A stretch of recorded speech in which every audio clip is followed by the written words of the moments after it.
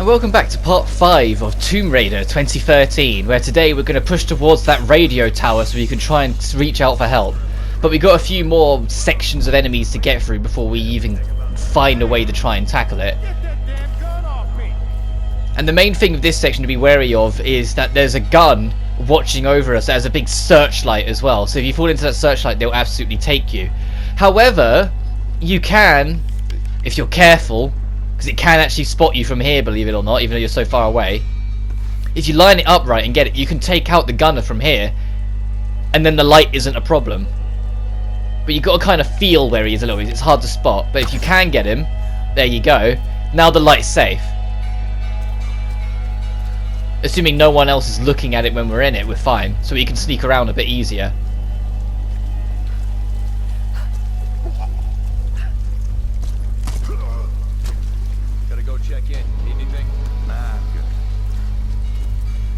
This section can be a little annoying because everyone's like placed around everywhere, but the best thing to pay attention to, and this applies to all 3 games of the reboot, pay attention to where people go before you start planning anything, because there's a good chance they will put themselves in places where if you just do them in the right order, you'll get them all without anyone else knowing. But if we'd done that out of order, like if we'd done that guy in the back first, he would have been spotted, that sort of thing. There are more people in this section, but I'm not 100% sure where they are, so I'm going to kind of start circling around and see if we can catch them as we go. So that is something that can work against you sometimes in this game. Like if you're used to a lot of other modern stealth games where they give you everything, this game might throw you off with its stealth segments because it doesn't give you everything. Okay, that was unfortunate. You wasn't even looking this way, mate. You just turned around. But because he shouted and the music's picked up, that definitely means anyone else that's here is aware of us. So he needs to be aware of that now, moving forward. Because unfortunately, you can't, like, if you're alerted, you can't really get back out of it afterwards.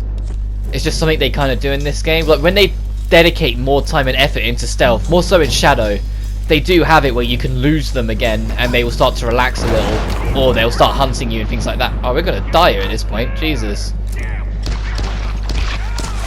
Well, they already know we're here anyway, so I might as well use the pistol.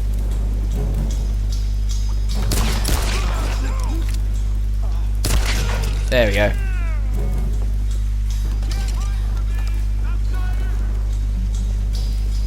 Later this part we're going to be getting our 3rd weapon, and then after that I'm going to start being more adventurous with what weapons I use and what ones I don't, instead of just using the bow all the time. Oh, I was hoping that'd set him on fire. Never mind. So being so fidgety. There we go. The music's chilled, so he should be fine. If you ever want to swap shoulders, you press in the left stick. Which I love the fact that is a thing, because the first game I think of when I think of games that did it is the original Red Dead Redemption. Well, the second Red Dead game technically, but Red Dead Redemption 1. Just because it was so handy to be able to flick it round the corner and shoot someone. World War II era. Probably Japanese. But when you take this bit takes you to a bit of an interesting spot with the water. Like there are enemies here, and you have to be aware of it, but there is a lot here that you can experiment with and essentially just find your way around with if you know what you're doing. And be wary of this gas. It'll be explored a little bit more later on when we get the striker and things like that, but this gas it'll appear a lot throughout this game, and it's highly flammable. It will go off like an explosion if fire touches it. So be wary of that as you go through. You can really use that to your advantage. Now it's teaching us about stunning damage. If you injure someone's leg, they will topple over, and you can run up to them and finish them with it. But I think the only reason it's giving us the information on stun damage is because I blew his legs off with the red barrel. Because, you know, video game, or, well, media in general 101, red equals doom. So the red barrel is gonna explode.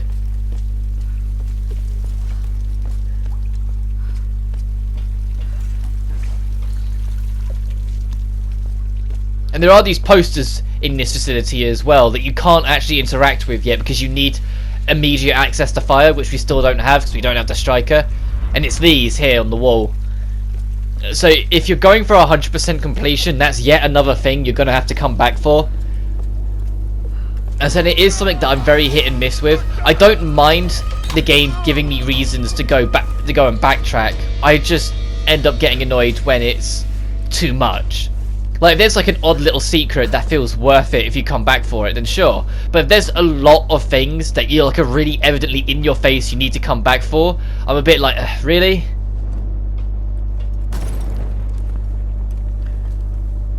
Oh, I think I just did the end of the puzzle without actually doing the first bit. Oh, no, you're supposed to throw these lanterns somewhere, but I can't remember where. Up here at all? I don't know, it doesn't look right. The lanterns will respawn if you throw them all out, so don't worry about it too much. Alright, let's just hop through and we'll see if one of those gas things is interactable with. Because if it is down here, then we've got our answer. Yeah, it is. Okay, so we're going to gas this room then. Also worth mentioning that gas, it is harmful to breathe. So if you stay in it for too long, it will hurt Lara. So now we've just activated this, we are going to immediately go out of our way to get out of here. Because you can see how the vision's blurring and we're getting like blood marks. We are taking damage from this. When we get out and throw this over, this is going to make a bang. God, look how much experience they give you for that, for solving that puzzle. No one leaves. And there's another poster that somehow didn't burn up during all this. And we can't light our torch on any of the debris flame for some reason. But we've got a new gun. We've got our machine-based weapon.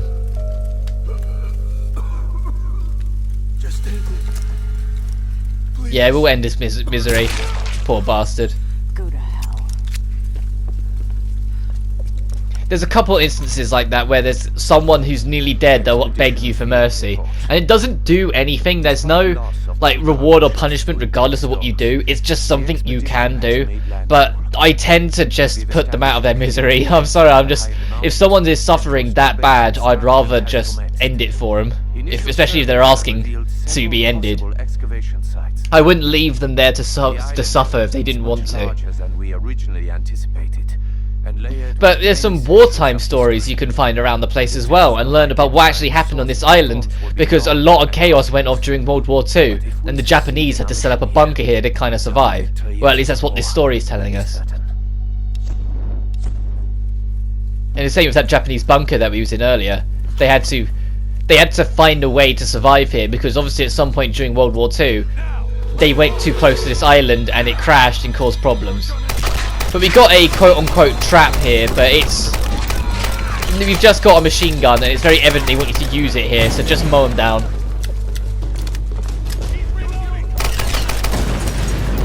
Also, the enemies will always know when you're reloading, even if you do it in the weirdest, most awkward, out-of-the-way position possible. They will always just know. It's just this really weird thing in this game. They will always know when you're reloading. It's just because they're computers.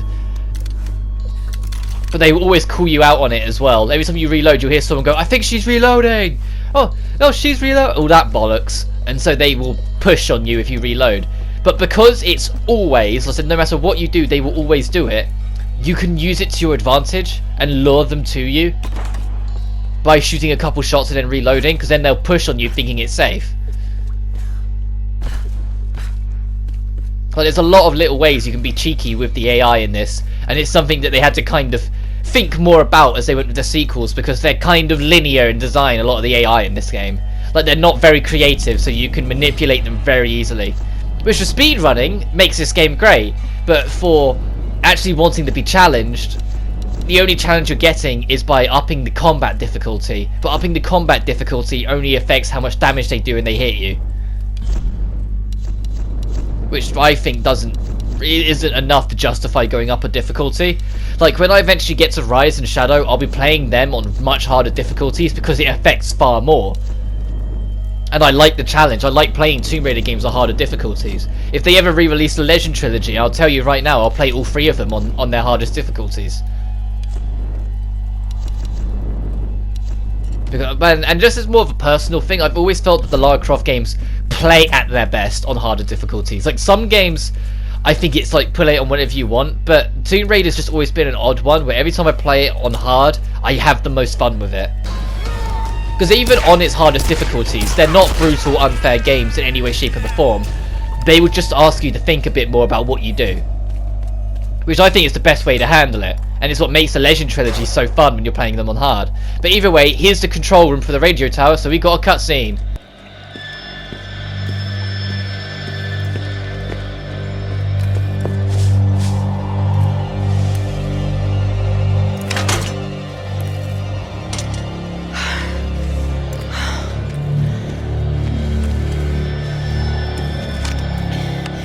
Alex, are you there? Yeah. The console's a wreck. Damn it. Well, unless you see a Radio Shack around, you're gonna have to patch it manually through the maintenance panel. Okay, that sounds simple enough.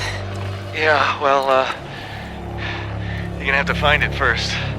On those old towers, they installed those panels high up. I mean, way high up. Climbing again. Great.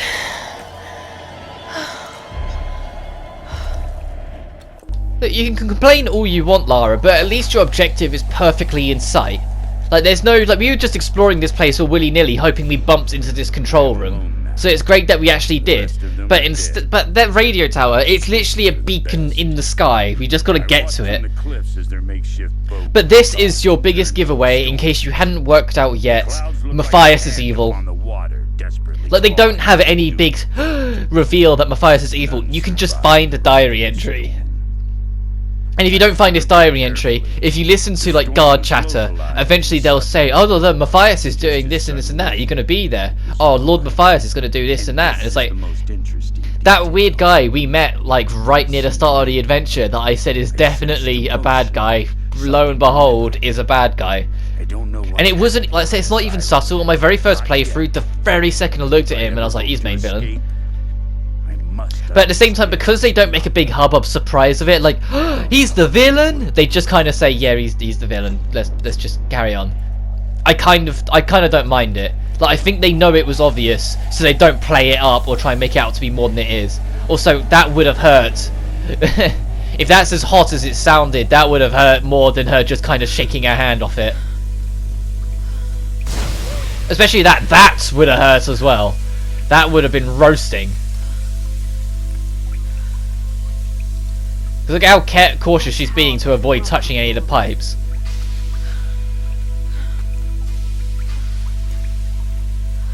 Okay, you're supposed to just press on, okay. I was waiting for it to stop so I could squeeze past, because I assumed that's what it was, but no, you just got to keep on moving. Also, these, like, tin crates that we were standing on, they had to be hot as well, right? Or just because they're just far enough away from the poles that it was okay for her to let rest on like that. Right, this bit coming up on the 360 version is a little bit infamous, but I'm hoping, because I've yet to actually get here on the PS1, that they've patched or altered it, because there's a quick time event when we go across that bridge, and it doesn't matter how goddamn quick you are, sometimes it will just kill you anyway. In fact, quite often it will just kill you anyway. It's kind of ridiculous.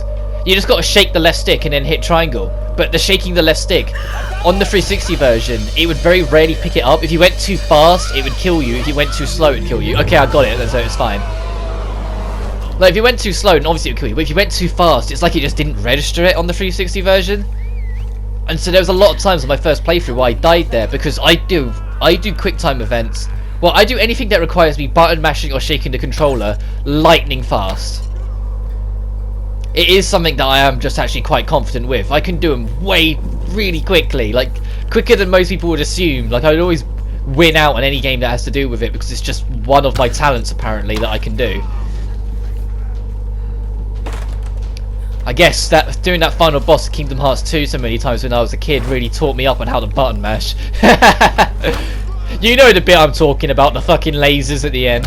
Speaking of, they're bringing that back in the Remind DLC that comes out next week.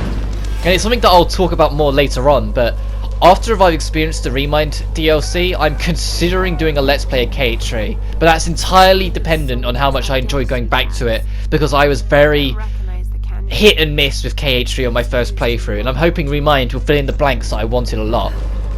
Because as you might have noticed in my videos, and it's in a playlist and I've mentioned it a bunch, for a long ass time I've been working for a bucket list of doing the hardest difficulty of every Kingdom Hearts games and their super bosses. Well, the bucket list was just beat each game's super bosses on their respective hardest difficulties, and all I've got left is Dream Drop Distance in terms of games that have super bosses that I need to take down. And I believe Dream Drop only really has one, because I'm not going to count the Chernobog, because you fight it during a transition between planets, and it's just an optional little thing, and from what I've heard it's piss easy. So that means there's only one that I really need to worry about. But then after that, Kingdom Hearts 3 only has Dark Inferno, and if you ever watched my video back when KH3 came out, when I did Dark Inferno on Proud, I was extremely critical of that boss fight because I felt it was piss easy. But they've confirmed that they're bringing back the 13 data fights in this DLC, but now on the real organisation, not the organisation of KH2. Which means we're going to have a data fight with some old but some new. We're going to have Data Vanitas, I think will just play very similar to the Vanitas Remnant. Data Xemnas I think will be very similar to his fight in 2. Data Ansem, same as fight in 1. But Data Xehanort I'm looking forward to. Data actual main Xehanort I think will be kind of cool. Data Terranort as well, because that has to be a different fight. Data Luxine I'm going to hate, because I always do, but we'll see. We might get a Data Xeon. Or, because spoilers, Xeon is, or Xion even, however you want to pronounce it. Xion is a part of the real 13. So we might get a Data Xion fight. But I think they'll do it different than her final boss in 358, because 358 is boring, so I don't think they really want to do anything similar to that again, because of how critical people were of it. Data Syax I think will play pretty similar to how he did in 2, where it's just the same but he rampages far more often and quicker. Ow. Young Xehanort, Data Young Xehanort, we could be in trouble. It could be Mysterious Figure Round 2 if we're unlucky, and I hope not, because that'd be terrifying, but it might be.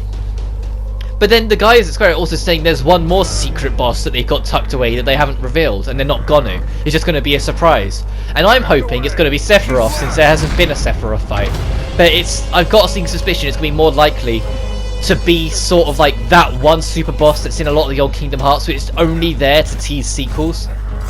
Because although this is the end of the saga, the Key Unchained and all that shit is teasing a second saga of looking back more at the origin story that worked towards the first Keyblade War. So they could easily do a super boss that's just there to help tease out the inevitable Kingdom Hearts 4 that starts the second saga. That starts as the origin point of what's going on with Lucio. Because Hunger's Hens, the ride never ends. If you haven't watched Kingdom Hearts 3 in brief, I highly recommend it. That video perfectly summarises KH3's story, and it's goddamn hilarious. Just because of all the little jokes he managed to squeeze in, like Hunger's Hens, the ride never ends. Hocus Pocus, I'm doing a Moses. I'll probably be referencing it a bunch if I ever do KH3's Let's Play, because it's funny as hell.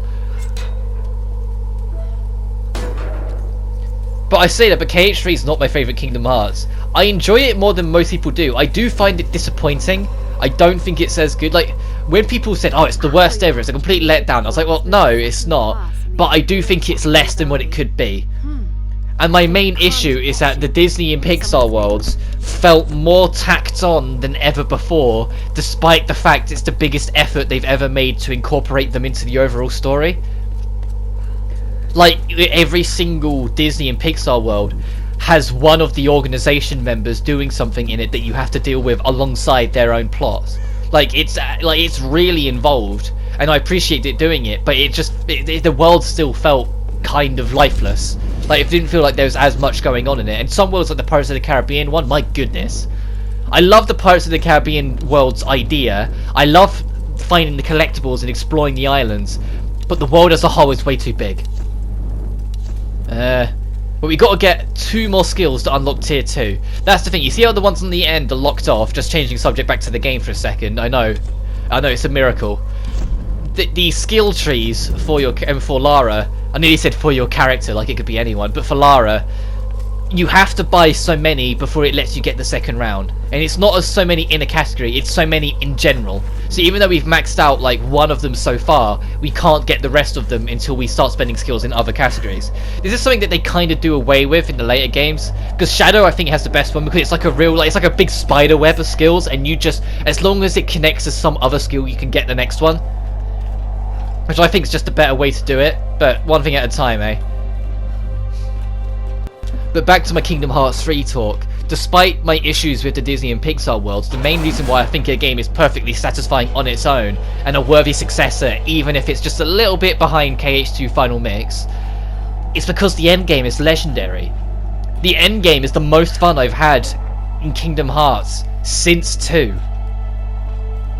And in hell, some of the moments of it straight up surpass it. I loved some of it, and I was like, holy shit, this is amazing. And the fact that this DLC is going to be expanding a lot of that, because there were still holes in it, the fact that the DLC is going to be expanding a lot of that, I'm like, bring it on. Like, it might make it enough that the Disney worlds do fine.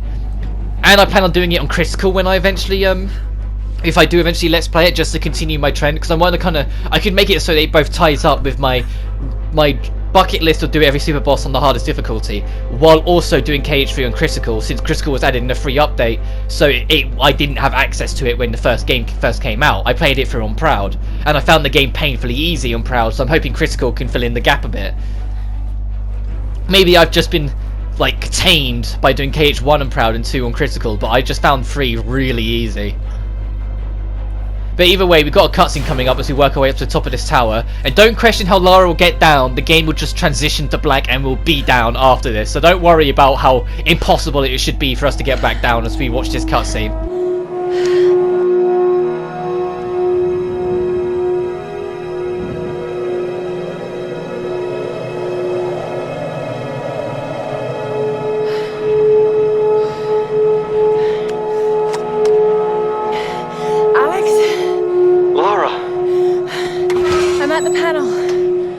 Okay. The tower should boost the signal from the transmitter. Okay. Alright, find the emergency channel and get a clear signal on your radio before you broadcast the SOS. Hey, we got everything crossed for you down here, LC. Thank you.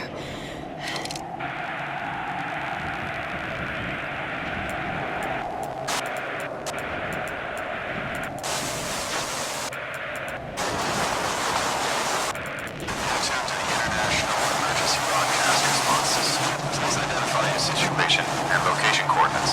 Stand by for a response. Mayday! Mayday! This is Lara Croft of the Endurance. We are stranded on an island in the Dragon's Triangle. We need help and medical supplies. Please respond. Come on. Mayday! Mayday! This is Lara Croft of the Endurance. This is aircraft Nautilus 177 Alpha. Been searching for you since the distress call from your vessel. Almost given up hope. So had we. Got your approximate position, but we could sure use a visual. I'll figure something out. We'll be heading your way soon. Out. Lara Croft, you are my hero! Hey, you know, Reyes actually just cracked a smile. Right. Need a signal. A fire. Fuel, flames. I can do that.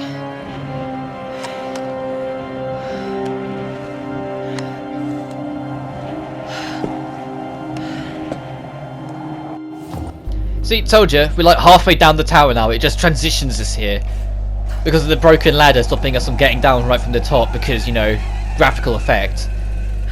But as you work your way down, we've got one last thing to do before that plane can try and find us, and that is make a fire. Make a signal. And to do that, we need to get this oil. And you'd think, like Video Game 101, you shoot baggy hot gun bullets at oil, it will light it. But it won't. You can see I'm going to back up, and if I shoot it here, look. The game just doesn't, no, it doesn't happen. The game just doesn't accept it. It says, no, get an actual fire. So if we come in here instead, we'll get the upgrade that I've been, not necessarily alluding to, but straight up admitting we're going to get for quite a while now, and that's the Fire Striker. Being able to start our own fires.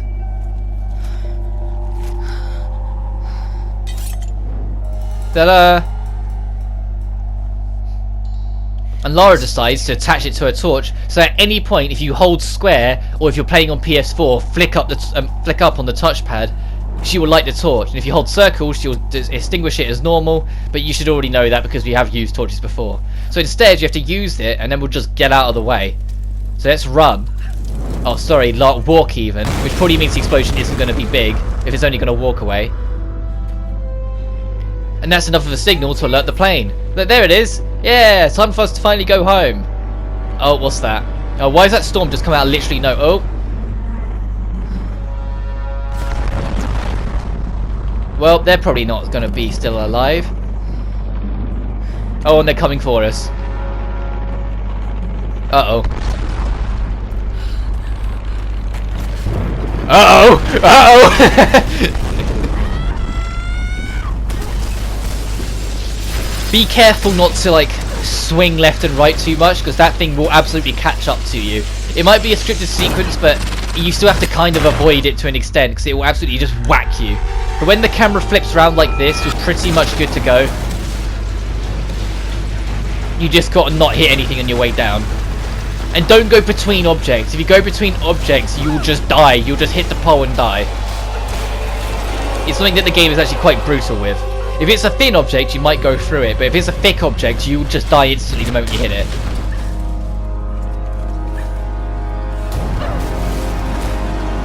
God. Well, you managed to survive another insanity, Lara.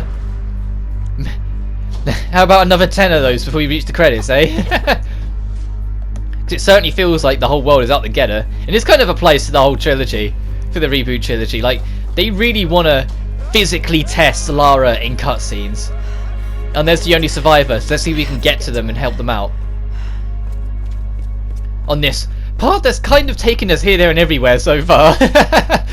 We tried to get into the facility, radio tower's not working. Climbed the radio, got up to the radio. The radio set a signal for a plane that's now died.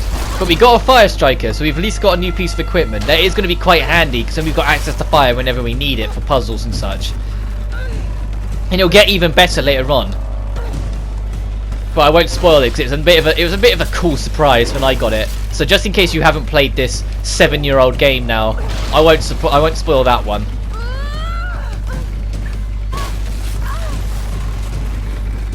This section isn't too bad. There's actually 2 paths through here, a lower and an upper one. If you go across the upper one, it's slightly easier, but if you go down the lower one, it's a bit more stressful, because if you fuck it up, you're just falling to your death. But on the top one, if you fuck it up, you're just falling to the bottom level. Go away! Uh-oh. Oh, and there goes our pilot, so you don't even get to find out what happened. And that's not what we needed. And as it mentioned earlier when we fought the previous one, if you time your dodge, you'll just have to swip round and get him. But this guy's not wearing armor, so he dies in 2 seconds. But that's pretty much all I'm going to say that we're going to do for this part. So I'm just going to check around here in case there's anything there. Doesn't really seem to be, so we'll head on up. And then there should be a campsite just over here if I remember rightly, so I'll be able to call it a part there. So I remember there being one pretty close to where we are. Yeah, I can see it. We're there. So I'll do one last check of our salvage and experience to see if we can get anything. We got 223. We might be able to get something. And then I'll call it a part whilst Lara adds another journal entry. Brought down a plane. It's not rational. You know it's not rational, Lara. I don't think we can really get anything. I think we're just short of the fun things to get. Oh, we get extended mag, I suppose. Yeah, let's get that. Either way, next time on Tomb Raider 2013, we'll try and get back in contact with Roth to work out what we're supposed to do next. But until then, take care now.